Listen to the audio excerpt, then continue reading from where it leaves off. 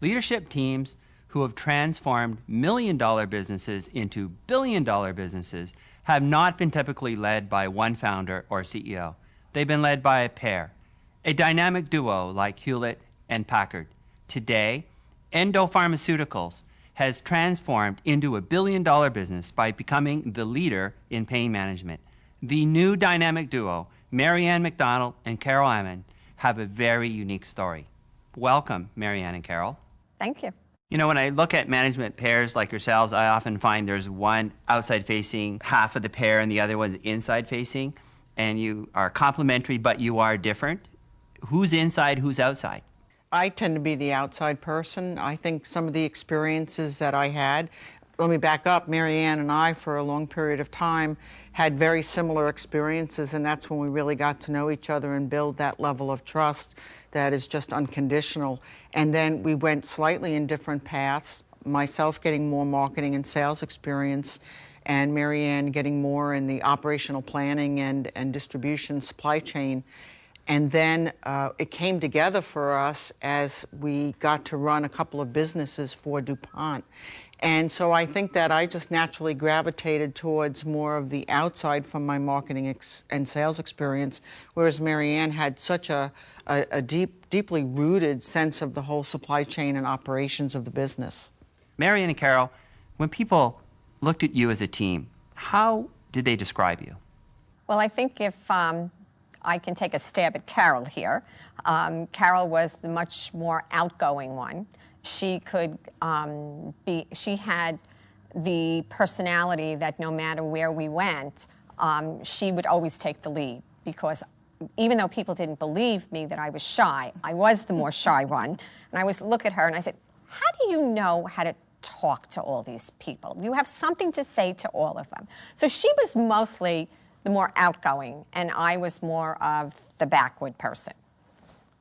Marianne sees herself that way, but in reality, I need to share with you, Marianne is seen by everybody as a person that can light up a room, can go in and will really get to the heart of the matter very quickly, understands, can read people very, very well, and will do all of the right things to make that setting right for everybody in the room. She just doesn't realize that. Can you give me an example?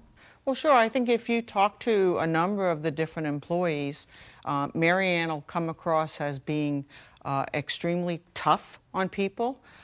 They know that she will expect them to do their job and to do it in a certain way and be held accountable for that. Yet on the other hand, what they'll tell you right away is that Marianne is going to be as fair as anybody can be and will fight the good fight to make certain that her people are taken care of and rewarded appropriately for their performance. So she has great balance, and that's what people see in her, which is highly lauded by all of the people. When Endo spun out, you must have gone through intense negotiations. Did you take them on as a team, or who led? We did. We actually had a very broad team of people, including our investment partners. And I just need to share with you one funny story, because Marianne was off skiing. We didn't know when she was going to need to come back and negotiate the manufacturing agreement. And most of the DuPont people and the Merck people had not yet met Marianne. So here comes Marianne, fresh from the plane in a pair of ski boots and looking like just a very sweet person. And which she is, of course, but she sits down to negotiate this manufacturing agreement. There's about 20 people on the other side of the table, and there's Marianne over here. So I can imagine they probably thought, oh, this is a pretty good setup for negotiations. Well, then Marianne started, and that's when they realized Marianne is a blend of Mother Teresa and Attila the Hun. There wasn't anything she didn't know about manufacturing, and so it led to a very fair contract for both sides. So you've got Mother Teresa and Attila the Hun, and you're outside facing. How did you two manage to make decisions? Go ahead. Well, I think that what we did was we constantly worked together, and I think that we always think of ourselves as a three-legged stool. One leg was the head, one leg was the heart, and together there was one voice. There was nothing we weren't able to discuss in any manner. We would go behind closed doors, and Marianne would sometimes get on my case when I wasn't looking at something right, or vice versa, but we were always able to come out in a seamless way and make the right decision. I think for me, I agree with everything that Carol said. But the one thing for me that was very important was our friendship.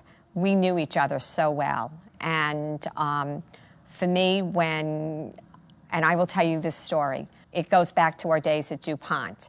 And I remember that I was going in for surgery, and I get a phone call the night before my surgery, and I'm a breast cancer survivor, and Carol calls me and says, I need you to be my vice president of operations for this endo business and we were still at DuPont. And I said to her on the phone, are you out of your mind? I'm going in for surgery. I have no idea when I'm going to be well or if I am going to be well. She said, oh, I know that. She said, but that's okay, I'll wait. And in the business world today, you don't find people like that. You don't find friends. And I think our friendship, which spanned for so many years, we didn't even have to say some words to each other because we knew what we were thinking. And when you have trust and faith and friendship, what more could you ask for? It's going to work. I bet you don't see many guys doing the hug at the end.